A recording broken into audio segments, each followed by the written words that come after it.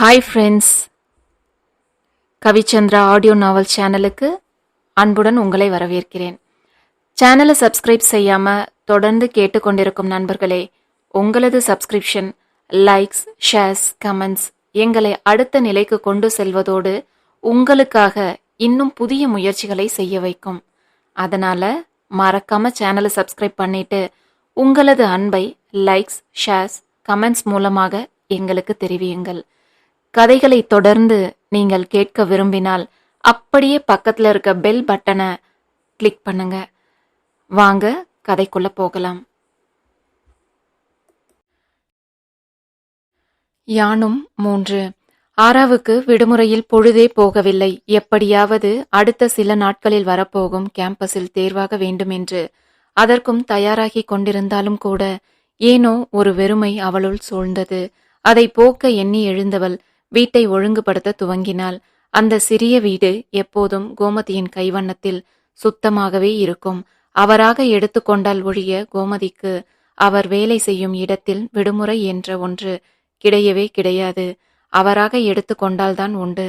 அதுவும் கூட சம்பளத்தில் பிடித்து கொள்வார்கள் என்பதால் கோமதி விடுமுறையே எடுப்பதில்லை. எப்போதாவது சிறு வயதில் ஆராவுக்கு உடல்நிலை சரியில்லாத நேரங்களில் மட்டுமே விடுமுறை எடுப்பார். ஆனாலும் வீட்டில் உள்ள எல்லா வேலைகளையும் பம்பரம் போல் முடித்துவிட்டுத்தான் வேலைக்கே கிளம்புவார் கோமதி.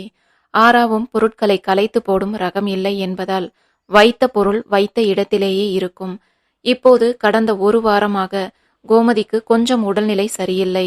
ஒரு நாள் வேலை முடிந்து திரும்பும்போது மயங்கி விழுந்து விட்டார். நல்ல வேலையாக அவர் வேலை பார்க்கும் இடத்தின் அருகிலேயே விழுந்ததால் உடன் வேலை செய்பவர்கள் உடனே அருகில் உள்ள மருத்துவரிடம் அவரை அழைத்து சென்று இருந்தனர்.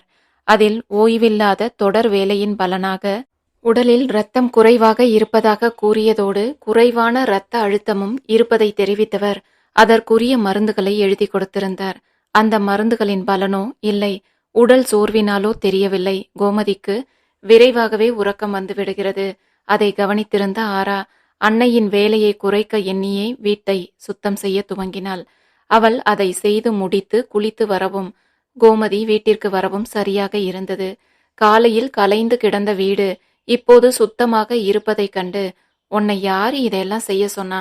உனக்கே 10 நாள் தான் லீவு. நல்லா தூங்கி ரெஸ்ட் எடுக்க வேண்டியது தானே. அப்புறம் காலேஜ் திறந்துட்டா மறுபடி கண்ணு விழிச்சு கிடப்ப என்றார் கோமதி. ஆனா இந்த அம்மாக்களுக்கு பொண்ணுங்களை குறை சொல்ல எப்படிதான் காரணம் கிடைக்குதோ என வேண்டுமென்றே அன்னையை ஆரா வம்புக்கு இழுக்கவும், போடி என அடிப்பது போல கையை ஓங்கிவிட்டு சமையல் அறைக்குள் சென்றவர் காலையில் செய்து வைத்திருந்த குழம்பு காய்களை எல்லாம் லேசாக சூடு செய்து கொண்டு வந்து வைத்தார். இவர்கள் வீட்டில் எப்போதும் ஒரு நாளைக்கு ஒரே சமையல்தான். இரவில் கோமதி வரவே 9 மணியை தொட்டுவிடும் என்பதாலும் 2 சமையல் செய்வது அதிக செலவு என்பதாலும் ஒரே முறையில் இரவுக்கும் சேர்த்தே செய்வதை பல வருட பழக்கமாக வைத்திருந்தார் கோமதி. அதன்பின் அன்னையோடு பேசி சிரித்து கேலி செய்து வம்பிழுத்து என ஆராவின் உணவு நேரம் இனிமையாகவே கழிந்தது. ஆனால் இன்றே இப்படி தன் அன்னையோடு அமர்ந்து பேசி சிரிப்பது இறுதியாக இருக்கும் என அப்போது அவள் அறிந்திருக்கவில்லை. காலை உணவை சாப்பிட மேசையில் அமர்ந்திருந்தான் ஆனந்த். அவனுக்கு சமையல் அறையில் சூடாக தோசை ஊற்றிக் கொண்டிருந்தார் சகுந்தலா. அதே நேரம் தயக்கத்தோடு ஆனந்தின் அருகில் தன் அண்ணனின் இரட்டை பிள்ளைகளான அர்ச்சனாவும் அபிநயாவும் யூனிஃபார்மோடு வந்து நின்றனர். அவர்களை கண்டதும் புன்னகைத்தவன், ஓய் தங்க குட்டிங்களா, ஸ்கூலுக்கு கிளம்பியாச்சா?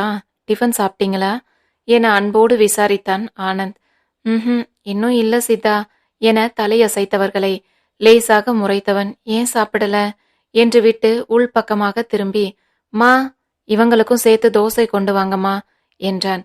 சரிப்பா கொண்டு வரேன் என அவரும் குரல் கொடுக்க, இங்கு ஆனந்த் முன்னே அமர்ந்திருந்த பிள்ளைகள் இருவரும் மெதுவாக திரும்பி பின்னால் பார்க்க, அங்கு தூணுக்கு பின்னால் நின்றிருந்த அவர்களின் அன்னை ரேகா பேசு என்பது போல் சைகை செய்தார். அதற்கு இருவரும் சரி என்பது போல தலையை ஆட்டவும் மூவருக்குமாக தோசையை கொண்டு வந்து வைத்தார் சகுந்தலா. ஆனால் அதை சாப்பிடாமல் சித்தா என இருவரும் தயக்கமான குரலில் அழைக்கவும், என்னடா என சாப்பிட்டு கொண்டே கேட்டான் ஆனந்த். அவர்களின் தயக்க குரலே சகுந்தலாவுக்கு சந்தேகத்தை கொடுக்க அவரும் என்ன சொல்ல போகிறார்கள் என்பது போல பார்த்து கொண்டிருந்தார். அப்போதும் பிள்ளைகள் எதுவும் பேசாமல் ஓரக்கண்ணால் திரும்பி தங்கள் அன்னையை பார்க்கவும் சகுந்தலாவும் அங்கு ஒளிந்திருந்த ரேகாவை பார்த்து விட்டிருந்தார். அதற்குள் மீண்டும் ஆனந்த் என்னவென கேட்கவும், அது அது எங்க ஸ்கூல்ல டூர் கூட்டிட்டு போறாங்க சீதா என்ற அபியை பார்த்து, ஓ சூப்பர் சூப்பர், எங்க கூட்டிட்டு போறாங்க என்றான் ஆனந்த். ஊட்டிக்கு சித்தா என்ற அச்சுவை கண்டு விழிகளை விரித்தவன், பாரா, எப்போ என்றான். அடுத்த மாசம் சித்தா என்றாள் அபி. சூப்பர்டா எனும் போதே, அதெல்லாம் இருக்கட்டும் செல்லங்களா, எவ்வளவு பணம் கட்டணும் என்றார் இடையிட்டு சகுந்தலா. அது என துவங்கிய அபியை தடுத்துவிட்டு, 10,000 பாட்டி என்றிருந்தால் தன் அன்னையை திரும்பி பார்த்தவாறே அச்சு. 10,000 என சகுந்தலா திகைக்கும் போதே, சரி போயிட்டு வாங்கடா என்றிருந்தான் ஆனந்த். என்னது சரியா, என்ன ஆனந்த், இப்போ எதுக்கு இதெல்லாம் என்ற சகுந்தலாவை பாவமாக பார்த்தவன், பாவமா குழந்தைங்க, போயிட்டு வரட்டும் என்றான் பரிவான குரலில். ஆனந்த், ஒருத்தருக்கு 10,000னா 2 பேருக்கு 20,000 கட்டணும். இப்போ எதுக்கு 5வது படிக்கிற பிள்ளைங்களுக்கு இவ்வளவு செலவும் அந்த டூரும் என்றதும் அங்கு மறைந்து நின்றிருந்த ரேகா தன் மாமியாரை முறைக்க துவங்கினாள். ஆனால் ஆனந்த் தன் அன்னையை சமாளித்து இருவருக்கும் பணம் தருவதாக கூறவும் இருவரின் முகங்களிலும் அப்படி ஒரு சந்தோஷம் வந்தது. அதை கண்டு மகிழ்ந்தவன், இதுக்காகவே உங்களுக்கு என்ன வேணும்னாலும் செய்யலாம் என தன் அண்ணன் பிள்ளைகளை கொஞ்சி முத்தமிட்டான் ஆனந்த். பணம் கட்ட என்னைக்கிடா கடைசி நாள் என்றதும் பிள்ளைகளின் பார்வை அவர்களின் அன்னையின் பக்கம் செல்ல சைகையிலேயே இன்னைக்கு என்றாள் ரேகா. அதையே பிள்ளைகளும் சொல்ல, இன்னைக்கா என திகைத்தவன், இப்போ என்கிட்ட அவ்வளவு பணமா இல்லையேடா என யோசித்து, சரி மதியம் சாப்பிட வரும்போது பணம் கொண்டு வந்து ஸ்கூல்லையே கொடுத்துட்றேன், ஓகேவா என்றான் ஆனந்த். இதை கேட்ட நோடி அவ்வளவு நேரம் ஒளிந்திருந்த ரேகா, ஐயையோ, அவங்க ஸ்கூல்ல அப்படியெல்லாம் யாரையும் உள்ள விடமாட்டாங்க தம்பி என பதட்டத்தோடு வந்து முன்னே நின்றாள். அப்படியா, ஆனா எத்தனையோ முறை உள்ள போய் நான் இவங்களுக்கு தேவையானதை கொடுத்துருக்கேனே அண்ணி என புரியாமல் திகைத்தான் ஆனந்த். அது அப்போ தம்பி, இப்போ எல்லாம் மாறிடுச்சு என சமாளித்தாள் ரேகா. ஓ, இப்ப என்ன செய்யறது என ஆனந்த் யோசிக்கவும் இதில் ரேகா ஏதோ விளையாடுவது புரிய, இப்படிதான் கடைசி நேரத்துல வந்து கேக்குறதா, கொஞ்சம் முன்னையே சொல்றதுக்கு என்ன, இப்போது கையில பணம் இல்லையே, என்ன செய்யறது என்றிருந்தார் ரேகாவை முறைத்து கொண்டே சகுந்தலா. என்ன அத்தை செய்யறது, நாம இருக்க நிலைக்கு இதெல்லாம் நமக்கு தேவையா, வேண்டாம்னு இதுங்களுக்கு புரிய வைக்க நானும் எவ்வளவோ முயற்சி செஞ்சிட்டேன். ஆனா இதுங்களுக்கு எங்க புரியுது, உன்னால முடியாதுன்னா போ, நான் சீதா கிட்டவ கேட்டுக்கிறோன்னு ரெண்டும் இங்க வந்துடுச்சுங்க என வராத அழுகையை துடைத்து கொண்டாள் ரேகா. எதுக்கு அண்ணி இப்படியெல்லாம் குழந்தைங்க கிட்ட பேசுறீங்க, அவங்களுக்கு என்ன தேவைனாலும் அதை செய்யத்தான் நான் இருக்கேனே என்றவனையும் ரேகாவையும் சேர்த்தே முறைத்து கொண்டிருந்தார் சகுந்தலா. உடனே 20,000 என யோசித்தவன், மா உங்ககிட்ட ஏதாவது பணம் இருக்கா என சகுந்தலாவிடம் கேட்கவும், என்கிட்ட ஏதுப்பா அவ்வளவு பணம் என்றார் சகுந்தலா. அதான் நைட்டு தம்பி உங்ககிட்ட கொடுத்துச்சே அத்தை, மறந்துட்டீங்களா என முந்திக் கொண்டு பதிலளித்த ரேகாவை, ஓஹோ, அதை தெரிஞ்சுக்கிட்டு தான் இப்போ பணம் கேட்குறியா என்றார் எரிச்சலோடு சகுந்தலா. அச்சச்சோ, அப்படியெல்லாம் இல்லைங்க அத்தை, நீங்க மறந்துட்டீங்களோன்னு தான் ஞாபகப்படுத்தினேன் என்று ரேகா இழுக்கவுமே அவள் குரலில் உள்ள கள்ளத்தனத்தை கண்டு கொண்ட சகுந்தலா பதில் பேசுவதற்குள், அது சுரேஷுக்கு கொடுக்க வேண்டிய காசு அண்ணி, இப்போ 10 மணிக்கு வந்து வாங்கிக்க சொல்லி இருக்கேன் என்றான் ஆனந்த். அவன் நம்ம கிட்ட வேலை செய்யற பையன்தானே தம்பி, அவனுக்கு அப்புறமா கூட கொடுத்துக்கலாம். ஆனா ஸ்கூல்ல நாம அப்படி சொல்ல முடியுமா என்று ரேகா அப்பாவி குரலில் சொல்லவும், அப்படி இல்லைங்க அண்ணி, அது அவன் சம்பள பணமாவோ வேற எதுவாவோ இருந்தா நாளைக்கு வாங்கிக்கன்னு சொல்லிடுவேன். இது அவன் அக்கா பிரசவ செலவுக்கு, அவங்களுக்கு இன்னைக்கு ஆபரேஷன் என்றான் ஆனந்த். அதனால என்ன, நம்ம கிட்ட வேலை செய்யறவன் தானே, அப்புறம் கொடுக்கறோம்னு சொன்னா போச்சு. அவன் என்ன கொடுத்தா வச்சிருக்கான், கேட்டதும் எடுத்து கொடுக்க. அவன் சக்திக்கு மீறி எதுக்கு பெரிய ஹாஸ்பிட்டல்ல சேர்க்கணும், கவர்மெண்ட் ஹாஸ்பிட்டலுக்கு கூட்டிட்டு போனா போதாதா என்று அப்போதும் விடாமல் பேசிக் கொண்டிருப்பவளுக்கு எப்படி புரிய வைப்பது என புரியாமல் ஆனந்த் பார்த்து கொண்டிருக்க, எவ்வளவு செலவானாலும் சரி, என் அக்காவுக்கு எந்த குறையும் இல்லாம நானே எல்லாம் செய்யணும்னு நினைக்கிற தம்பி, எல்லாம் கிடைக்கிறது வரோம், அதெல்லாம் உனக்கு புரியாது என்றிருந்தார் சகுந்தலா. அதில் தன் குழந்தை பிறப்பின் போது கூட எதுவும் செய்யாத தன் குடும்பத்தினரையே சகுந்தலா குத்தி காட்டுகிறார் என புரிய உள்ளுக்குள் அப்படி ஒரு கோபம் ரேகாவுக்கு கனன்றது. ஆனாலும் அதை வெளிப்படையாக காண்பிக்கவோ எதையும் பேசவோ முடியாத தன் நிலையை உணர்ந்து வழக்கம் போல் அமைதியாக நின்றவள், அப்போ நான் இவங்கள ஸ்கூலுக்கு அனுப்பிடவா தம்பி என்றாள் அப்பாவியாக. இருங்க அண்ணி என்ற ஆனந்த் அலைபேசியை எடுத்து, இளங்கோ, அந்த டீலர் எத்தனை மணிக்கு வரேன்னு சொல்லி இருந்தான் என்றான். ஓ, 1 மணிக்கு தானா? அப்போ சரி, நீ இப்போ ஒரு 20 ரூபாவை கொண்டு வந்து அம்மா கிட்ட கொடுத்துரு. நான் பேங்க்கு தான் போறேன், 11 மணிக்கு கொண்டு வந்து வச்சிடுறேன் என்றவன் அழைப்பை துண்டித்து விட்டு சகுந்தலாவின் பக்கம் திரும்பினான். மா, ஒரு 20 மட்டும் அதிலிருந்து எடுத்து அண்ணிக்கிட்ட கொடுங்க. இப்போ இளங்கோ வந்து அதை உங்ககிட்ட கொடுத்துருவான். குழந்தைங்களுக்கு லேட் ஆகிட போகுது என்றவனை மறுக்க முடியாமல் சென்று உள்ளே இருந்து பணத்தோடு வந்தவரின் மனதில் தெரிந்தே மகன் ஏமாறுவதை எண்ணி அவ்வளவு கவலை எழுந்தது. நேற்று ஆனந்த் பணம் கொடுத்ததை பார்த்துவிட்டே ரேகா இப்படி ஒரு திட்டம் போட்டிருப்பாள் என அவருக்கு நன்றாக தெரிந்தாலும் ஓரளவுக்கு மேல் அவராலும் எதுவும் செய்ய முடியவில்லை. அதற்கு காரணமும் ஆனந்த் தான். இந்த குடும்பத்தை காப்பாற்றவும் இதன் ஒற்றுமைக்காகவும் அவன் எவ்வளவு மெனக்கெடுகிறான் என்று அறிந்திருந்ததாலேயே அது தன்னால் சிதைந்ததாக இருக்கக்கூடாது என்றே சில விஷயங்களில் தெரிந்தே அமைதியாக போய்க் கொண்டிருக்கிறார் சகுந்தலா.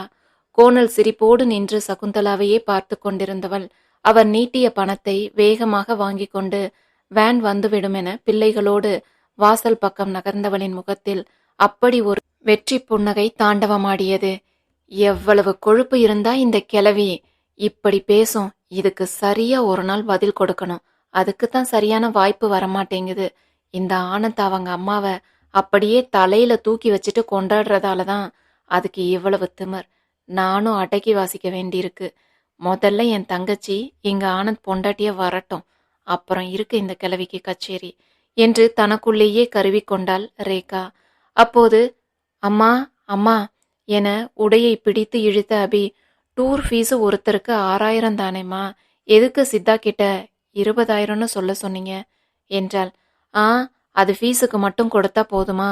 அதுக்கப்புறம் எவ்வளவு செலவு இருக்கு? உங்களுக்கு ட்ரெஸ் எடுக்கணும், சூட்கேஸ் எல்லாம் ரெடி பண்ணணும் என்று லிஸ்ட் போட்டுக்கொண்டே சென்ற அன்னையை கண்டு, அதுக்கும் சித்தா கிட்ட கேட்டு நம்ம கடையிலேயே போய் எடுத்துக்கோன்னு தான் எப்படியும் சொல்ல போறாங்க என்று அபியின் காதில் கிசுகிசுத்தாள் அர்ச்சோ. கவலையான முகத்தோடு சமையலறைக்குள் செல்ல முயன்ற சகுந்தலாவை கண்ட ஆனந்த், மா, ஏன் இப்படி இருக்கீங்க என்று துவங்கியவனை வருத்தமாக திரும்பி பார்த்தவர், உனக்கு எதுவும் புரியலையா தம்பி? வெளியே இருக்க எத்தனையோ பேரை எப்படியோ சமாளிக்கிற நீ, எல்லாரையும் சரியா புரிஞ்சு பிஸ்னஸ் பண்ற நீ என்று பேசிக்கொண்டே செல்ல, அண்ணி இப்ப பொய் சொல்லிதான் தேவைக்கு அதிகமாகவே பணம் வாங்கிட்டு போறாங்கன்னு எனக்கு நல்லாவே தெரியுமா என்றிருந்தான் ஆனந்த். இத்தனை நாள் தான் நினைத்திருந்தது போல் மகன் தெரியாமல் ஏமாறவில்லை என்றுணர்ந்து சிறு திடுக்கிடலோடு மகனை பார்த்தவர், தெரியுமா? தெரிஞ்சும் ஏன்பா என்றார். இப்போ பணம் வாங்கிட்டு போகும்போது அண்ணி முகத்தை பார்த்தீங்களா? அவங்க முகத்துல என்ன ஏமாத்திட்டதா அப்படி ஒரு சந்தோஷம். நான் ஏமாந்தது போல இருப்பதால அவங்களுக்கு அந்த சந்தோஷம் கிடைக்குதுன்னா நான் தெரிஞ்சே ஏமாந்திட்டு போறேனே என்றான் சாதாரணமாக ஆனந்த். என்ன தம்பி சொல்ற என்ற சகுந்தலாவுக்கு மனதே ஆறவில்லை.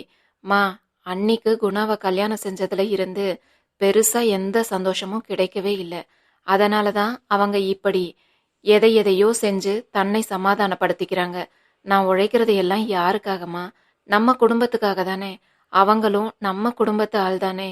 அவங்களுக்கு இதில் உரிமை இல்லையா என்ன? அவங்க என்கிட்ட வாங்கி என்ன செய்ய போறாங்க? நம்ம செல்லங்களுக்கு தானே செய்வாங்க. இல்ல அவங்க ஏதாவது ஆசைப்பட்டு வாங்கிக்குவாங்க. அதனால நாம என்னமா குறைஞ்சிட போறோம்? போகட்டும், விடுங்கம்மா. இனி இத பத்தி அவங்க கிட்டையும் எதுவும் பேசாதீங்க என்றவன் வெளியே கிளம்பி செல்ல, இப்படி அனைத்தும் தெரிந்தே அமைதியாக இருப்பான் என்று எதிர்பாராதவர் அப்படியே ஆனந்த் முதுகையே வெறித்து கொண்டிருந்தார். அதே நேரம் இங்கு ஆனந்த் வெளியே வருவதை கவனிக்காத ரேகா பிள்ளைகளை வேன் ஏற்றிவிட்டு அங்கேயே நின்று தன் தங்கை கல்பனாவுக்கு அழைத்து, இன்னைக்கு டி நகர் போகலாம் கல்பு, ரெடியா இரு, இன்னும் 1 மணி நேரத்துல கிளம்பி வரேன் என்று பேசிக்கொண்டிருக்க, அதை கேட்டும் கேட்காதது போல் தன் பைக்கில் கடையை நோக்கி சென்றவனின் இதழ்களில் ஒரு சிறு புன்னகை தொக்கி நின்றது. மறுநாள் மாலை படுத்தவாறே படித்து கொண்டிருந்த ஆரா அப்படியே உறங்கிவிட்டிருக்க, தன்மேல் இருந்த புத்தகம் நழுவி கீழே விழுவது போலான உணர்வில் சட்டென விழிகளை திறந்து அதை பிடித்திருந்தவள் அப்போதே தனக்கு எதிரில் கோமதி அமர்ந்திருப்பதைக் கண்டு, எப்போம்மா வந்தீங்க என எழுந்து அமர்ந்தாள். அதற்கு கோமதியிடம் இருந்து எந்த பதிலும் வராததோடு முகமும் கவலையும் யோசனையுமாக இருப்பதைக் கண்டு, என்னாச்சுமா, உடம்புக்கு எதுவும் முடியலையா என்றாள். இல்லை என்றால் வீட்டிற்குள் நுழைந்ததும் விளக்கு வச்ச நேரத்துல இப்போ என்ன தூக்கம் என ஆராவை அதட்டி கொண்டேதான் வந்து இருப்பார் கோமதி. இவ்வளவு அமைதியாக வந்து அமர்ந்ததும் இல்லாமல் இப்படி கேட்பதற்கும் எந்த பதிலும் சொல்லாமல் அமைதியாக இருப்பவரை புரியாமல் பார்த்தவள் எழுந்து கோமதியின் அருகில் சென்று அமர்ந்து, என்னம்மா என்று ஆறுதலாக கையை தொடவும் சட்டென உடைந்து அழுதுவிட்டார் கோமதி. எதற்கும் அவ்வளவு எளிதில் அவர் அழுது பார்த்திராதவளுக்கு கோமதியின் இந்த கண்ணீர் பதற வைப்பதாக இருக்க, மா என்னம்மா என்றவாறே அவரை தன்னோடு சேர்த்து அணைத்து கொண்டாள் ஆரா. அதிலேயே சில நிமிடங்களில் தேறியவர், நம்ம விஜி இருக்கா இல்ல, அவ பொண்ண நேத்து நைட்ல இருந்து காணோமா, எங்க போனா என்ன ஆனானே தெரியல, பாவம் விஜி தேடாத இடமே இல்ல, ஆனா கிடைக்கவே இல்ல, அவ அழறத என்னால கண்கொண்டு பார்க்க முடியல ஆரோ என்று கோமதி சொல்லி முடிக்கவும் அவரின் நெருங்கிய தோழியான விஜயின் நிலையை எண்ணி கோமதி கலங்குவது ஆராவுக்கு புரிந்தது. போலீஸில் சொல்லியாச்சாமா என்றவளுக்கு, இல்ல அவ பயப்படுறா என்றார் கோமதி. இதுல பயப்பட என்னமா இருக்கு, அவங்க எல்லாம் நமக்கு ஹெல்ப் பண்ண தானே இருக்காங்க, நாம எந்த தப்பும் செய்யாத வரைக்கும் எதுக்கும் நாம பயப்படக்கூடாது, இதுக்கு மேலேயும் லேட் பண்ணாம முதல்ல அவங்கள கம்ப்ளைண்ட் கொடுக்க சொல்லுங்க, நாம போய் தேடுறதை விட அவங்க சீக்கிரம் கண்டுபிடிப்பாங்க என தன்னை விட 2 வயது சிறிய பெண்ணுக்கு என்ன ஆனதோ என்ற கவலையில் ஆரா சொல்ல, அவள் சொல்வதும் சரிதான் என்பது போல உடனே தன் தோழிக்கு அழைத்தார் கோமதி. விஜி போலீஸுக்கு சொல்லுன்னு ஆரா சொல்றா என்று இவர் துவங்கும் போதே அந்த பக்கம் என்ன சொல்லப்பட்டதோ அதீத கவலையாக மாறியது கோமதியின் முகம். அதை கவனித்துக் கொண்டிருந்த ஆராவுக்கும் பதட்டம் கூடியது. அவர் அழைப்பை துண்டித்ததும், என்னாச்சுமா எனவும், அந்த பொண்ணு ஓடி போய் யாரையோ கல்யாணம் செஞ்சுக்கிட்டாலாம் என்றார் கோமதி. இதை ஆராவுமே கொஞ்சமும் எதிர்பார்த்திருக்கவில்லை. படிக்க பிடிக்கவில்லை என 10ஆம் வகுப்போடு நின்று விட்டிருந்தவள் அருகில் உள்ள ஏதோ கம்பெனிக்கு வேலைக்கு செல்வதாக ஒருமுறை கோமதி சொல்லி கேட்டிருக்கிறாள். அப்போதே இந்த வயதில் வேலைக்கு செல்வதை விட வேறு எதையாவது கற்றுக்கொள்ள சொல்லி ஆரா சொல்லியும் கூட அந்த பெண் கேட்பதாக இல்லை என்பதால் அவள் விருப்பம் என்பது போல அப்படியே விட்டுவிட்டாள் ஆரா. ஆனால் இவ்வளவு சீக்கிரம் இப்படி ஒரு முடிவை அவள் எடுப்பாள் என்று எதிர்பார்க்காத ஆராவுக்கே கோமதியிடம் என்ன சொல்வது என தெரியாமல் அப்படியே திகைத்து போய் அமர்ந்திருக்க, அதுவரை கவலைப்பட்டது எல்லாம் மாறி அந்த பெண் அப்படி செய்துவிட்டு சென்றதை எண்ணி வருந்த துவங்கினார் கோமதி. இதை பற்றி இவர் கவலை கொள்ள எந்த அவசியமும் இல்லை என இப்போது பேசினால் தனக்கும் சேர்த்து திட்டு விழும் என புரிந்து அமைதியாக எழுந்து சென்றாள் ஆரா.